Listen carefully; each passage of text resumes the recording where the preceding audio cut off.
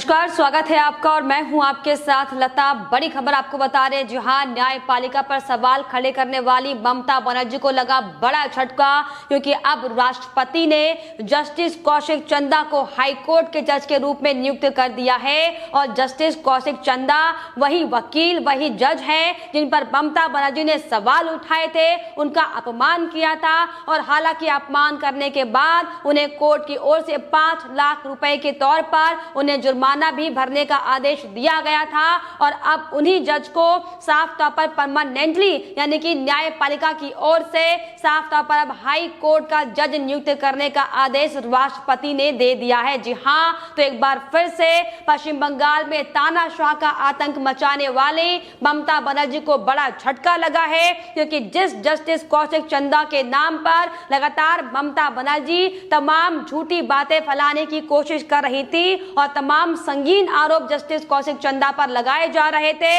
और खुद को बचाने के लिए किस तरीके से ममता बनर्जी एड़ी चोटी का जोर हालांकि लगा रही थी, लेकिन अब उन्हीं कौशिक चंदा को राष्ट्रपति की ओर से हाईकोर्ट के जज के रूप में नियुक्ति दे दी गई है। यानी कि आपको बताएं कि अब तक जो जस्टिस चंदा कौशिक एडिशनल जज जस्टिस के तौर पर वहां पर काम कर रहे थे, अब वो साफ तौर पर हाईकोर्ट के जज के तौर पर काम करेंगे। जी हां, और यही बड़ी वजह है कि अब ममता बनर्जी की मुश्किलें लगातार बढ़ने वाली है, क्योंकि जिस तरीके से नंदीग्राम में हार के बाद ममता बनर्जी ने शुभेंदु अधिकारी की जीत को हाईकोर्ट में चुनौती दी थी, और किस तरीके से जस्टिस चंदा कौशिक इस पूरे मामले की जब सुनवाई कर रहे थे, तो ममता बनर्जी ने जस्टिस कौशिक पर झूठे आरोप लगाते हुए हाईकोर्ट के कार्यवाहक चीफ जस्टिस बिंदल को एक पत्र लिखा था, और उसमें ये मांग की थी कि जो जस्टिस कौशिक चंदा है उनके संपर्क बीजेपी से हैं, और इसीलिए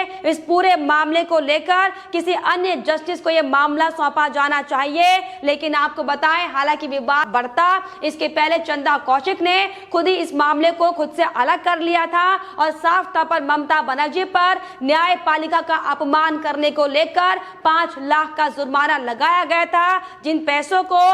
कोविड में जो बच्चे लगातार जो कोविड से परेशान थे उनकी मदद के लिए कोविड में फंड में जिस उन पैसों को भेजने का ऐलान किया गया था। और अब यही बड़ी वजह है कि साफ तौर पर ममता बनर्जी की मुश्किलें बढ़ चुकी हैं, क्योंकि चंदा कौशिक अब हाई कोर्ट के जज होंगे, और जितने भी तमाम बड़े मामले इस समय हाई कोर्ट में चल रहे हैं, फिर चाहे वो ममता बनर्जी का घोटाला का मामला हो, फिर चाहे वो ममता बनर्जी की बंगाल हिंसा से जुड़ा हुआ मामला हो, इन तमाम मामलों पर सुनवाई अब जस्टिस कौशिक की बेंच पर की जाएगी। और जो ममता बनर्जी एक के बाद एक झूठे आरोप लगाती हुई दिखाई अब तक पड़ी थी न्यायपालिका पर, उसका भी एक एक हिसाब किताब किया जाएगा। जी हां, आपको अगर याद दिलाते चले, नंदीग्राम में जब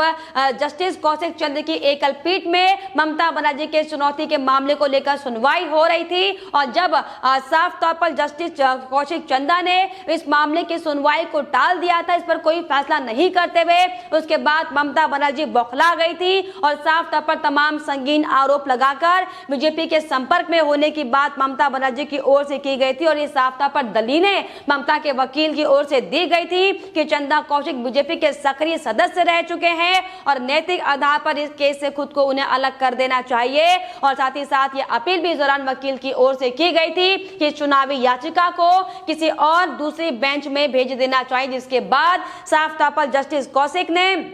खुद को इस मामले से हालांकि अलग कर लिया था, और ये ममता बनर्जी को भी आईना दिखाते हुए करारा जवाब देते हुए ये कहा था कि किस तरीके से जो तमाम झूठे आरोप ये लगाए जा रहे हैं, और कोई ना कोई जज किसी न किसी पार्टी को अपने निजी अपने पर्सनल तौर पर पसंद करता है, लेकिन इसका मतलब ये कतई नहीं है कि वो उसकी निजी पसंद अपने काम पर लेके आए या फिर इस तरह के संवैधानिक मामलों पर लेके आए। लेकिन ममता बनर्जी को लगातार ये डर सता रहा था कि जिस तरीके से बीजेपी ने अपना बड़ा बढ़िया परचम विधानसभा चुनाव में लहराया था, कहीं उसका असर वहां पर दिखाई ना पड़े, और इसीलिए बार बार हाईकोर्ट से ममता बनर्जी आग्रह करती हुई दिखाई पड़ रही थी। लेकिन अब जब राष्ट्रपति की ओर से साफ तौर पर यह बड़ा ऐलान कर दिया गया है कि अब जस्टिस चंदा कौशिक हाईकोर्ट के जज होंगे, अब ऐसे में ये देखने वाली बात होगी कि अब ममता बनर्जी इसको लेकर कहां चुनौती देती है और इस पर किस तरीके से सवाल खड़े करने की हालांकि कोशिश करती है। लेकिन आपको बताएं कि साफ तौर पर अब ममता बनर्जी की मुश्किलें बढ़ने वाली है। हालांकि पहले से ही ममता बनर्जी जो भी नए डीजीपी बंगाल में बनाए गए हैं मनोज मालविया, उनकी नियुक्ति को लेकर परेशान चल रही हैं। यूपीएससी से नाम नहीं आने को लेकर और यूपीएससी की भूमिका को लेकर बार बार ममता बनर्जी की ओर से सवाल हालांकि खड़ा किया जा रहा है, लेकिन सुप्रीम कोर्ट साफ तौर पर ममता बनर्जी को बड़ा झटका दे चुका है और ये साफ कह चुका है कि अपने पुराने आदेश को देखते हुए इसमें कोई संशोधन नहीं किया जाएगा और किसी भी राज्य को यूपीएससी के तहत जो नाम सुझाव किए जाएंगे उन्हीं नामों को बंगाल का किसी भी राज्य का डीजीपी नियुक्त करना होगा। लेकिन अब जब ये राष्ट्रपति की ओर से बड़ा फैसला एक और लिया गया है, ये साफ तौर पर स्थितियां क्लियर हो चुकी कि ममता बनर्जी की मुश्किलें बढ़ने वाली है, क्योंकि जिस तरीके से एक के बाद एक तमाम ईडी की छापेमारी ममता के मंत्रियों पर पड़ रही है और बंगाल हिंसा को लेकर जिस तरीके से कोलकाता हाईकोर्ट की ओर से भी सीबीआई और एसआईटी की जांच करने का आदेश देने के बाद पुरजोर तरीके से इसमें जांच करने की बात कही गई है, ये बड़ी वजह है कि अब ममता बनर्जी की मुश्किलें बढ़ेंगी, क्योंकि हाईकोर्ट कई बार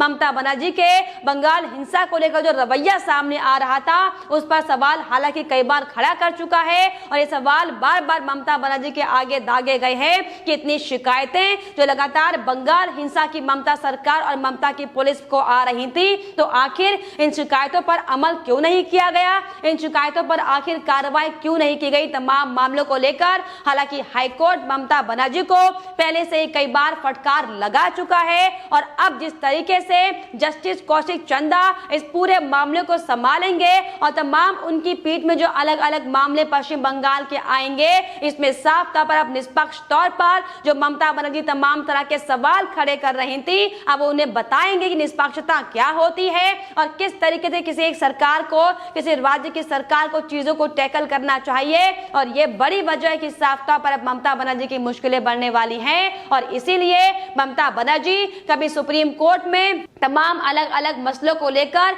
चुनौती देती हुई दिखाई पड़ रही हैं, तो कभी हाई कोर्ट में लगातार अपनी हार से परेशान होकर अपनी राजनीतिक खींच हालांकि निकाल रही हैं। लेकिन आपको बताएं कि अब ममता बनर्जी की मुश्किलें साफ तौर पर बढ़ने वाली है, क्योंकि इसके पहले भी कई बार ममता बनर्जी जस्टिस कौशिक चंदा पर सवाल खड़े कर चुकी थी। उनके जो संवैधानिक पीठ पर तमाम तरह के सवाल ममता बनर्जी ने उठाए थे, लेकिन अब आपको बताएं कि साफ तौर पर ममता बनर्जी जो लगातार बीजेपी के संपर्क में होने का हवाला जस्टिस कौशिक को दे रही थी, अब उनकी मुश्किलें बढ़ेंगी, क्योंकि जो एक के बाद एक बड़े घोटाले ममता के तानाशाह राज में बंगाल में किया गया जा रहा है। किस तरीके से बंगाल की हिंसा को लेकर बंगाल में मासूम लोगों को मारने और जलाने और पीटने का काम किया जा रहा है। लेकिन अब ममता बनर्जी की कुर्सी हालांकि पहले से ही खतरे में है, क्योंकि 4 नवंबर तक उन्हें किसी भी विधानसभा का सदस्य होना है, लेकिन जो कि बंगाल में उपचुनाव ना होने के चलते साफ तौर पर ममता बनर्जी को अपनी कुर्सी से हाथ धोना पड़ेगा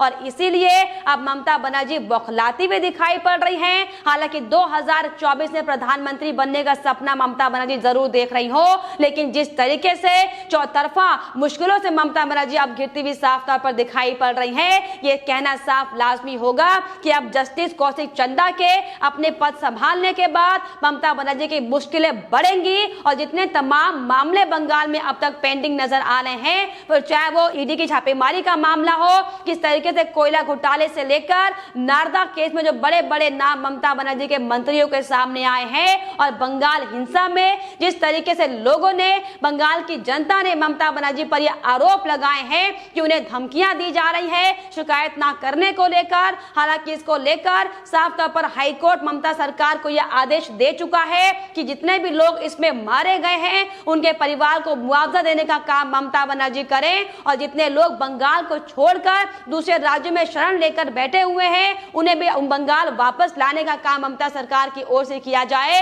लेकिन ममता बनर्जी लगातार इन तमाम गतिविधियों को नजरअंदाज कर रही हैं, हाई कोर्ट के आदेशों की अवहेलना कर रही हैं, जो प्रशासन की ओर से लगातार जो काम उन्हें करने चाहिए थे उन पर भी दबाव बनाने का काम ममता बनर्जी कर रही हैं। हालांकि हाई कोर्ट पर भी दबाव बनाने का काम ममता बनर्जी कर रही थी, किस तरीके से जज की हेराफेरी करने का काम कर रही थी। हालांकि खुद जो इस पूरे मामले को लेकर ममता बनर्जी की पैरवी कर रहे थे, जो वकील इस मामले को लेकर सुनवाई कर रहे थे, अभिषेक मनु सिंघवी जो कि कांग्रेस पार्टी के नेता हैं, क्या ऐसे में ममता बनर्जी अपने वकील को भी बदलेंगी, ये हालांकि सवाल लंबे समय से उठ रहे हैं, लेकिन अब जिस तरीके से ममता बनर्जी की साफ तौर पर मुश्किलें बढ़ती हुई दिखाई पड़ रही हैं, ऐसे में ममता बनर्जी किस तरीके से अब इस पूरे मामले को अपनी राजनीतिक खींच बदले की आग निकालती हुई दिखाई पड़ेंगी, ये तो आने वाला वक्त बताएगा। लेकिन अब ये स्थितियां लगभग बंगाल में स्पष्ट हो चुकी हैं कि ममता सरकार अब बहुत जल्द खत्म होने वाली है, क्योंकि एक और जहां पहले से ही संवैधानिक खतरा ममता बनर्जी पर मंडरा रहा है, तो अब जिस तरीके से जो एक के बाद एक तमाम खुलासे जो सामने आ रहे थे, उन पर किस तरीके से ममता बनर्जी उन्हें ढकने का काम कर रही थी, जजों